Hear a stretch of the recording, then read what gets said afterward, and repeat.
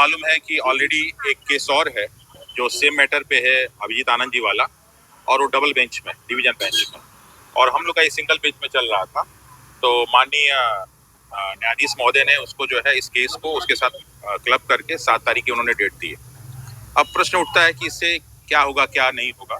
तो मैं कि माननीय अभिजीत आनंद जी से कहूंगा कि ये बहुत ही सीरियस मैटर है और उनसे मैं ये रिक्वेस्ट करूंगा कि जब 7 तारीख को आए तो कृपया जो है कोर्ट की मर्यादा, सारे के सारे वकीलों की मर्यादा और इस बीपीएससी की गरिमा का भी ख्याल रखें और इन छात्रों की गरिमा का भी ख्याल रखें, क्योंकि किसी बात पर हम लोग का मजाक न बने। हम लोग पिछले 80 दिन से इस लड़ाई को लड़ रहे हैं और पूरा भारत हम लोग को देख रहा है कि कितने शिद्दत के साथ और कितने मेहनत के साथ हम लोग लड़ाई लड़ रहे हैं।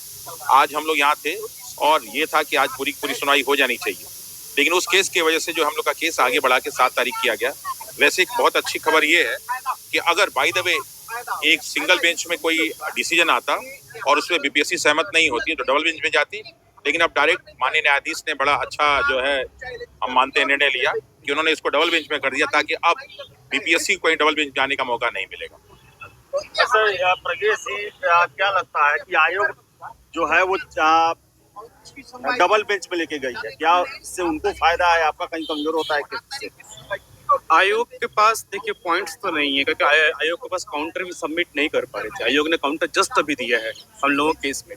सो आयोग बस इसको टालने के प्रोसेस को लंबा करने की कोशिश की जा रही है और एक तरह से ये अच्छा हुआ कि मामला डबल बेंच में गया, 2 कारण से। क्योंकि 7 तारीख को सुनवाई डबल बेंच में होगी और काउंटर हमें आज मिला है। हमें 2 दिन के लिए स्टडी करने का टाइम ही मिल गया, उसका रिप्लाई फाइल करने के लिए, बहस करने के लिए। Point number 1। पॉइंट नंबर 2, चूंकि मामला डबल बेंच में जा चुका है, इसका बेनिफिट ये होने वाला है कि ऑलरेडी हम डबल बेंच और केस जीत जाते हैं तो सरकार के पास एलपीएम जाने के लिए यहाँ कोई ऑप्शन नहीं है। It has to move to supreme court. Point number 3 कि बीपीएससी टेक्निकल पॉइंट से बहुत कमजोर हो चुकी है। तो बीपीएससी जानती है कि जिस दिन भी अगर हियरिंग हो गई, बहस होगी लंबी, तो BPSC will be on the back foot. So they are just lingering the process. तो एनीवे 7 मार्च को हम लोग का डबल बेंच में हियरिंग होगा और अब जो जिनका पीआईएल है बस वो थोड़ी सिंसियरली केस को टेकअप करें। राम राम। सर मेरा सवाल क्या कहेंगे और दिल नहीं है अशोक कुमार पे, क्या कहेंगे? वही है कि जितना भी प्रॉब्लम हुआ है, 2-3 बार डेट जो मिला है आनंद लीगल फर्म का जो कृत्य किया हुआ है उस बेंच में, उस कारण से, ठीक है।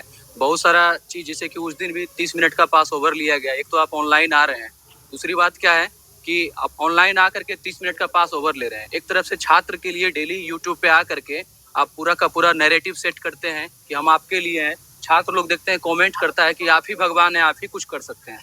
हमारे केस में मेरिट है। उसके बाद पिछले बार भी यही हुआ था, सैटरडे को पिछले बार जब हम तो कोर्ट में थे, मैं हमेशा कोर्ट में रहता हूँ, ठीक है। उस समय भी यही हुआ था कि आपका तो डबल बेंच में चला गया है उस कारण से। मतलब बार बार आप जब डेट मिलता है तो आप पहुंचते नहीं है वहां पे। कोर्ट का तौहीन हुआ। आप ऑनलाइन आ रहे हैं, उसके बाद भी 30 मिनट का पास ओवर ले रहे हैं। तो आनंद लीगल फर्म वाला जो केस चल रहा है उसके उतना ही नहीं, आप अपने केस से मैटर मतलब रखिए। दूसरे केस को, दूसरे एडवोकेट को टारगेट करना, गिरी सर हो, चाहे अभिनव श्रीवास्तव सर हो, चाहे मैं खुद, मेरा खुद नंबर वो पब्लिक किए हैं।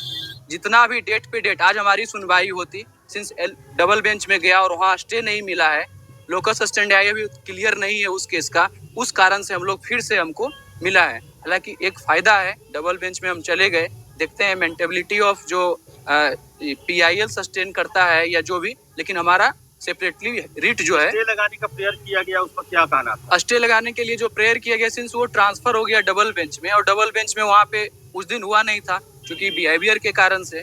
आप जब आते हैं तो कोर्ट का डिकोरम होता है, आप अच्छे से बात करते हैं, बीच बीच में आप इंटरप्ट करते हैं, लग रहा है कि मतलब नहीं बैक बेंचर कोई बैठा हुआ है, इस तरह से। तो आनंद जी से हम कहना चाहेंगे कि इस बार आइए, डिसिप्लिन में आइए। अगर बच्चों में सही में आप लड़ना चाहते हैं तो सही समय पे आइए और सही मुद्दा उठाइए। इस कारण से आज हुआ। अगर वो पीआईएल सही से चल रहा होता तो या तो कुछ ना कुछ मिल गया होता और या तो खत्म हो गया होता। हमारा रिट बार बार इसीलिए पेंडिंग है। सैटरडे को भी मैं देखा था, 2 बार जज साहब बोले हैं, अरविंद सिंह चंडेल साहब बोले हैं कि आपका तो डबल बेंच में चल रहा है और डबल बेंच में माखौल उड़ाया जा रहा है, इस तरह से चल रहा है। अब सही से हेयरिंग होगा तब तो। वहाँ पे आप कभी लेट जा रहे हैं, बिहेवियर आपका सही नहीं है। तो छात्रों के लिए सही में अगर लड़ना चाहते हैं तो सही से लड़िए और हम लोग का माखौल नहीं उड़ाइए। मेरा नंबर पब्लिक करने से आनंद, मिस्टर आनंद को क्या मिल गया, मैं ये पूछना चाहता हूँ। आप बीपीएससी के लिए लड़ रहे हैं, मैं भी लड़ रहा हूँ, मुद्दा हमारा सेम है, तो ये सब चीज नहीं करते हुए आइए मेरिट पे बात कीजिए। हमारा भी केस मेरिट पे जाएगा और एलपीए अब क्या है कि बीपीएससी और सरकार जो है एलपीए लेकर के नहीं जा पाएगी डबल बेंच में, क्योंकि डबल बेंच में हमारा सुनवाई होगा 7 तारीख को फिक्स है। 28 तारीख को जो पीआईएल की हियरिंग हुई थी उसमें उन्होंने रिज्वाइंडर फाइल किया था। रिज्वाइंडर उन्होंने जस्ट एक दिन पहले फाइल किया था, इस कारण से बीपीएससी ने टाइम ले लिया। हमने इसको पढ़ा नहीं है, वो पहले भी फाइल कर सकते थे। Anyway that's another matter. अब सबसे बड़ी बात है कि उस दिन मेंस एग्जाम का स्टे क्यों नहीं लगा। तो डबल बेंच कहना था कि जब तक हम केस को हियर नहीं कर लेंगे तब तक हम इसका मेरिट जानेंगे नहीं, तब तक हम कैसे कह सकते हैं स्टे लगाएं कि नहीं लगाएं। सो 7 तारीख को इस पे बहस पहली बार पीआईएल बहस हुई। अभी तक पीआईएल बहस हुई नहीं है एक बार भी। अभी सिर्फ दोनों साइड से काउंटर और एफिडेविट यही सब दिया जा रहा है। मामला लंबा चल रहा है, क्या लगता है? नहीं, 7 मार्च को कुछ ना कुछ पॉजिटिव आउटकम आने का, कि 7 मार्च को दोनों जज साहब ने बोला हुआ है कि इस बार हम लोग मेरिट पे केस को आर्ग्यू करके सुनेंगे, उसी दिन डिसाइड होगा कि मेंस को स्टे लगना है कि नहीं लगना है। तो 7 तारीख बहुत ही इंपॉर्टेंट डे है। उस दिन हम तीनों का केस प्लस पीआईएल बशर्ते वो केस उस दिन जो हमारे एडवोकेट साहब अभिजीत आनंद है सही से आके केस को लड़ रहे हैं। सर बीपीएससी के भी लोग मौजूद थे, क्या कहें उनसे बात हुई आपकी? देखिए, आज मेरी जो है साथ कंट्रोलर साहब थे, कंट्रोलर ही थे साथ। मैंने उनसे कह दिया कि जाके चेयरमैन साहब से कह दीजिएगा ये सारे छात्र तैयार हैं और एग्जाम करवा के ही मानेंगे। मुस्कुरा रहे थे, लेकिन हमने अपना मैसेज, क्योंकि हम लोग के सामने तो आएंगे नहीं चेयरमैन साहब, तो हमने कहा कि छात्रों के गार्जियन के नाते मैं उनको एक मैसेज पहुंचवा दे रहा हूँ कि साहब तैयार रहिए, हम लोग एग्जाम करवा के ही मानेंगे। बाकी बातें तो बहुत सारी हुई, उसको सार्वजनिक मंच पे कहना उचित नहीं होगा। जिनके पास मैसेज पहुंचाना था मैंने, और जो मैसेज पहुंचाया था मैंने पहुंचा दिया है, और थोड़ी देर में पहुंच भी जाएगा। सर ये कोर्ट में जब मामला चल रहा है तो फिर मैसेज पहुंचाने का क्या? साहब वो भी मैसेज पहुंचाते रहते हैं ना। जेल वाला मैसेज क्या मैसेज था? जब मैं 6 दिन मंगलवार को मैं जो है बेल मिल गई थी, तो फिर एक केस में क्यों उन्होंने लगवाया? अगर एक छात्र का जो है गुरु जेल में जाएगा तो बीपीएससी के चेयरमैन और सारे के सारे अधिकारी भी जेल में जाएंगे, वो लिख के रख लें। सुनवाई पर क्या कहेंगे सर? देखिए, बहुत अच्छा काम इसलिए हो गया कि अगर यहाँ से कुछ भी होता तो शायद हो सकता था डिवीजन बेंच में जाता, फिर डेट आगे बढ़ती।